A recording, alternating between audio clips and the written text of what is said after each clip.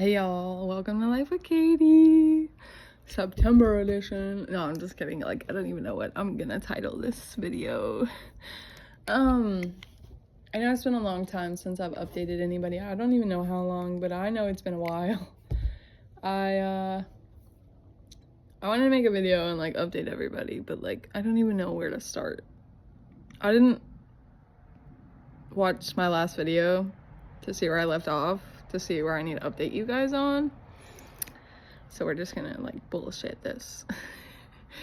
But yeah, I mean, it's been a while since I posted a video or a TikTok or a Snapchat or anything updating anybody on my life. Like, I made TikToks, but not like an update video. Because, you know, mental disorders, you kind of forget that there's a world out there that exists when you are curled up in the fetal position every day. So, now that I'm manic, I'm gonna make a video. No, I'm actually like, I don't know if I'm manic. I don't know what I am, but like, I'm not normal. So I guess, I don't know if I told you guys, but I got a job. Yes, bitch, I got a job. So that has been going very, very well for me. Financially, I'm getting back on track with my credit cards. I'm gonna be able to start saving for a car soon once I am back on track with all my payments. So financially, I'm getting better. And I got 2 recognitions at work for doing a good job by my managers so far, and I'm only in my first like 60 days. So I thought that was like really good. That was like really nice. And then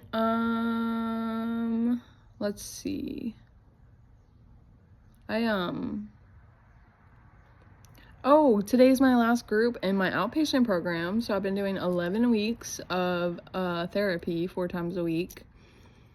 And that finally ends today, and then I'll only have therapy twice a week, which is still sad, but I won't have to do it. Not 4 times a week, 5 times a week. So it's gonna go from 3. It's gonna go from 5 to 2. Sorry, I can't speak. Mental illness is not fun. And the voices are so loud today. So job's going good. My group is almost over. I got my 90-day chip on Saturday. I am 97 days sober. 3 days away from 100 days. 100 days sober. Like, that is like wild to me. And like today, for the first time, like, they tell me in AA that like the fog's gonna lift, and I didn't understand what they meant until this morning when I woke up, and I was like happy to be alive, like grateful, like I thanked God for giving me another day. And like, I've never done that. I've never woken up and been like, yes, another day, I'm so happy. Like, what? And that's a weird feeling for me, but it's nice. Like, it was a good feeling. It's just like, it's also scary to know that one decision could take all this away from me. You know, a decision to end it, a decision to drink, a decision to hurt myself, a decision to use drugs. You know, one decision can make or break my life, and I know, like, if I go down that path again, like, I'm not gonna make it. This was my last chance. Just because things were so bad, with my drinking and my using. I don't think that I could go back to that lifestyle and manage it. So, I'm hoping and praying that I stay on the right path. I'm hoping and praying I meet good friends, because right now I have like one friend, and she lives in Ohio. I know y'all always hear me talk shit about Ohio, and now I have a really good friend who lives in Ohio, which is kind of weird, but God works in mysterious ways, I guess. I went to church last week. That helped. I actually skipped my therapy to go to church because I was so bad. I was ready to kill myself. Let's just be honest. Like, I knew I had to make it to church or I was gonna die by my own hand.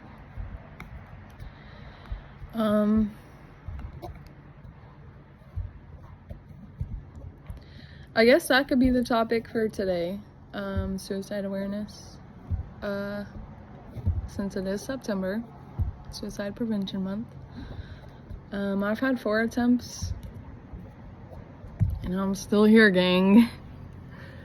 Not to be like lighthearted about it, because it is a struggle every day. It's not something I'd wish on my worst enemy. You know, it's not something that's fun to go through, you know, hurting myself. It's not something that's fun. I don't do it for fun, I do it for numb. I had wrote a poem about that. I don't do it for fun, I do it for numb. Like, I literally cut myself so that I can numb all the emotions, because actually I'm not gonna say that because I don't want to encourage that.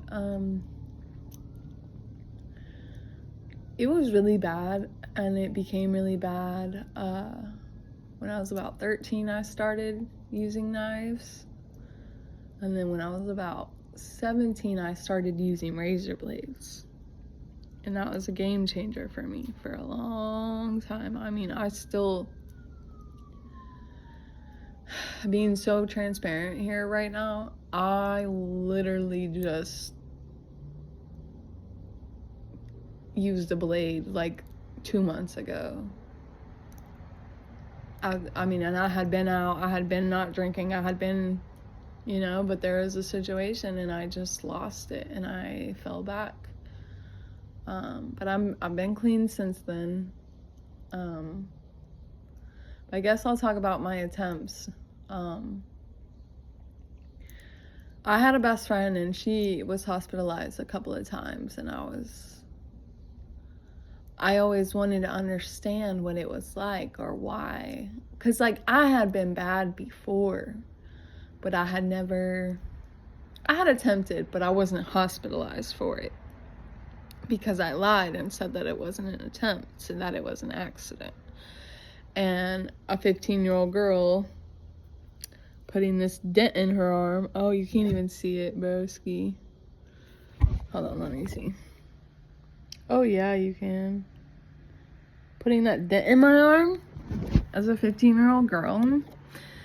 They're not inclined to believe that you did that on purpose. Or back in the time, 10 years ago, they weren't inclined to be like, oh yeah, she definitely did that on purpose. And everybody believed my story. My parents, my siblings, the nurses, the doctor who stitched me up, or the doctor who checked on me. I don't remember who stitched me up. A nurse named John, and then there was a doctor in the room. And they didn't question it. Nope. Sliced down my wrist, and I said, oh, I was doing the dishes and a knife slipped. Yeah, okay. And I had previous self-harm scars on my wrist. Like, it's not like it was fresh and clean. And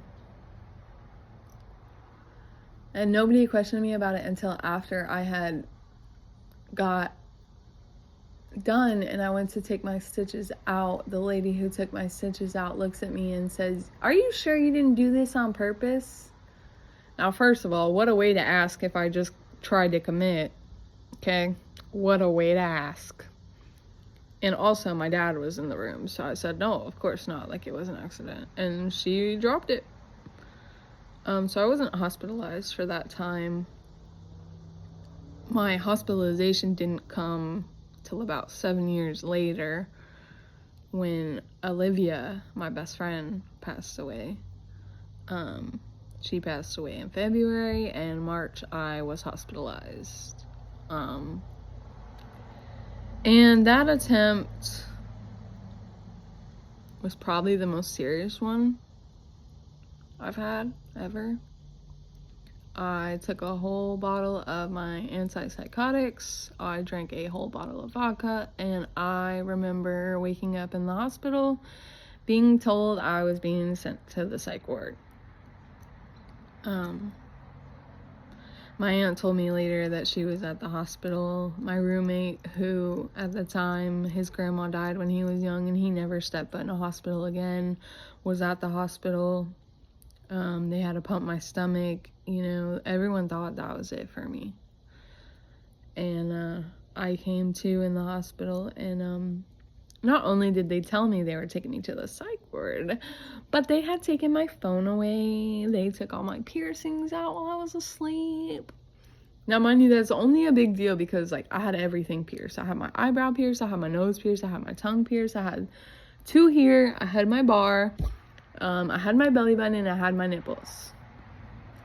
All gone when I woke up.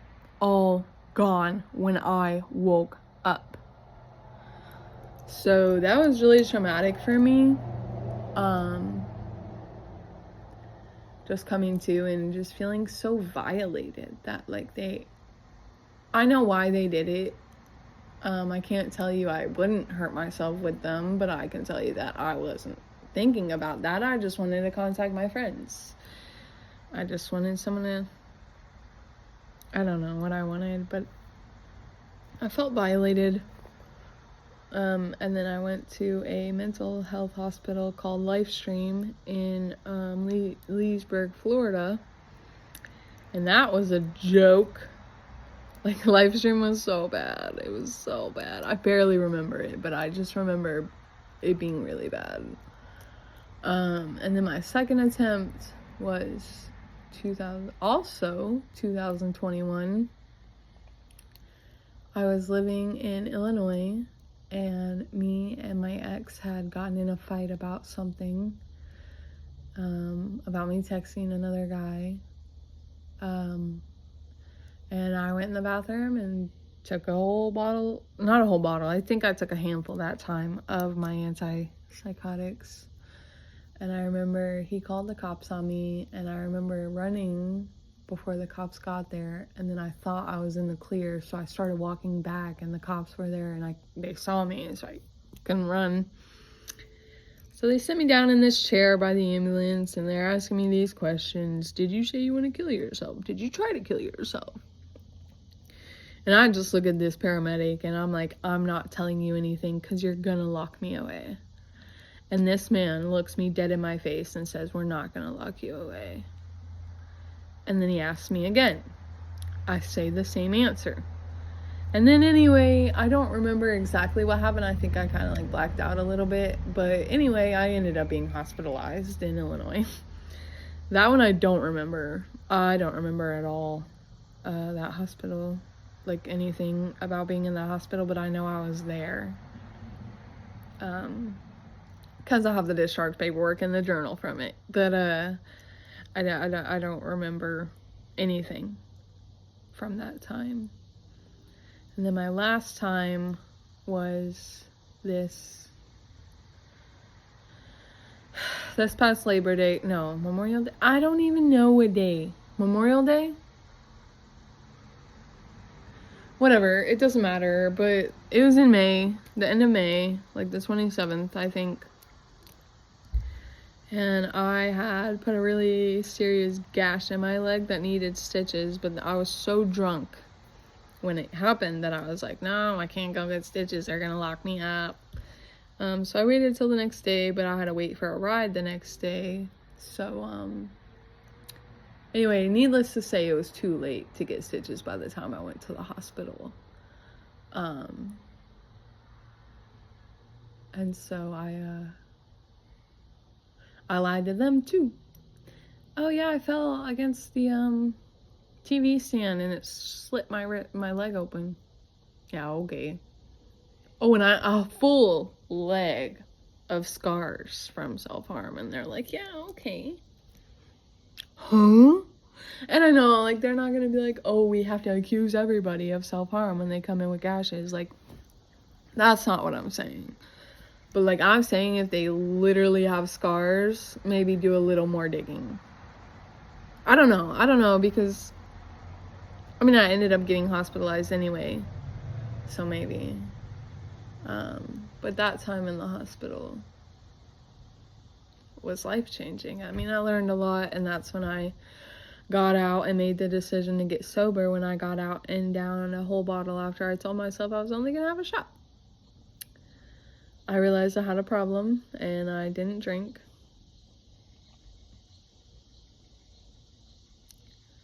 So I'm still here, and it's taken me all this time to realize that I do have reasons to stay. I have younger siblings.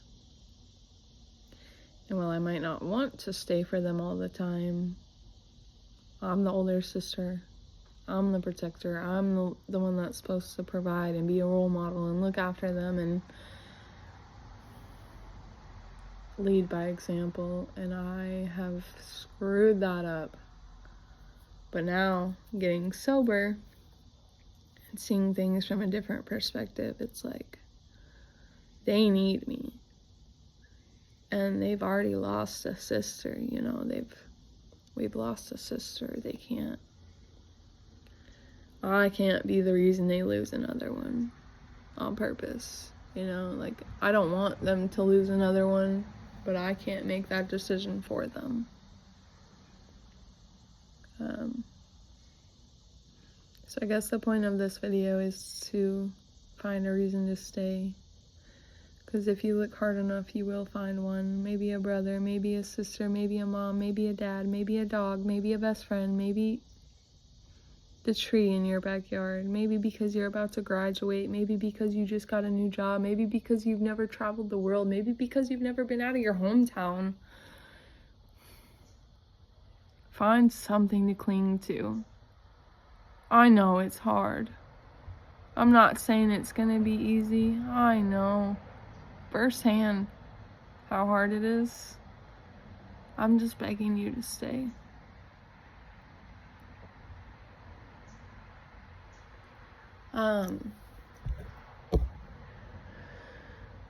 So yeah, that's my talk on Suicide Prevention Month.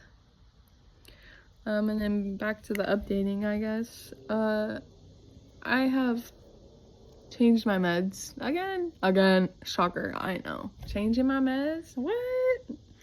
No, for real though. I feel like ever since I got out of inpatient, like, I've changed my meds once a week or once every other week. Like, it is crazy. And people wonder why I'm not stable. Well, maybe if you didn't change my psych medications every week, I could be stable. Oh, well, and the mood disorder doesn't help either. So yeah, medication changes. I got a job. And the update that y'all really want, probably, is S. I'm gonna be emotional. No, I'm not gonna let it get to me. We no longer speak.